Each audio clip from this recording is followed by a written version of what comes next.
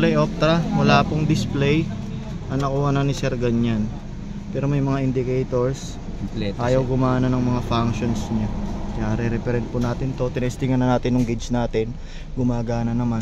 So ngayon dito talaga ang problema. Kaya inuugali ko po na mag-testing. Kasi minsan wala po pala sa gauge ang problema. May wiring po kasi ditong supply yan. Minsan doon po nagkakaproblema. Kaya re-referent po natin to para mapagana natin siya.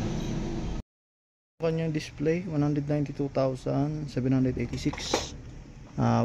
Gauge repair ng Chevrolet Optra. Tingnan natin to pag naisalpak na lahat ng connectors kung gagana na. Pero ito nag-on na siya. Kanina wala ito. Testing na lang tayo sa unit. Repair. Yan po. On off po ulit natin.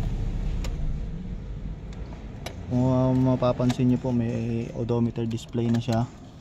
Ayun, 192. Tataas na odometer display. Start po natin siya. Oh, namatay na. Namatay na yung check engine.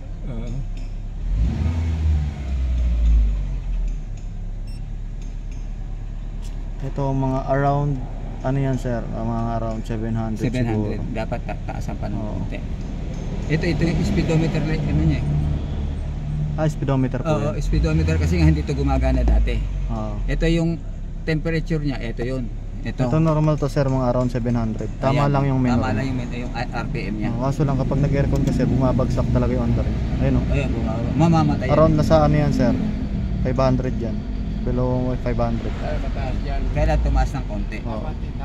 Ay nangangatal makina mo sir. Pero wala naman siyang magiging issue pag ano. Hindi, mag-a-adjust na lang konti.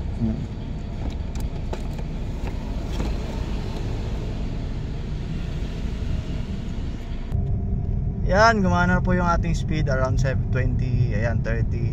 Speed natin 40. Ayan, 40. Okay na, Chevrolet Optra Wagon ho ito.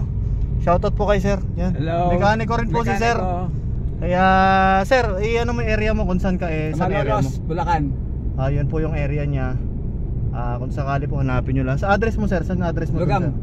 Lugam, Malolos, Bulacan. Ayan, nasa Lugam po siya. Mga computerizer, umahawak din kayo no? Oo. Ayan, mga computerizer, umahawak din sila.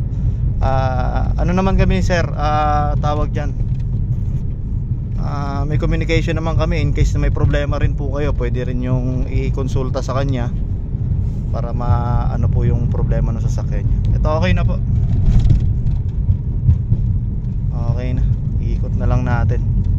Functional na po lahat. Okay na lahat. Pati temperature. Yung temperature po, yung sender na lang, baka tinanggal po yung ano ron, yung ECT. Yung nga sinasabi ECT. ECT po tinanggal lang po siguro kaya walang function to. Pero okay na. Yung fuel gauge gumana na rin.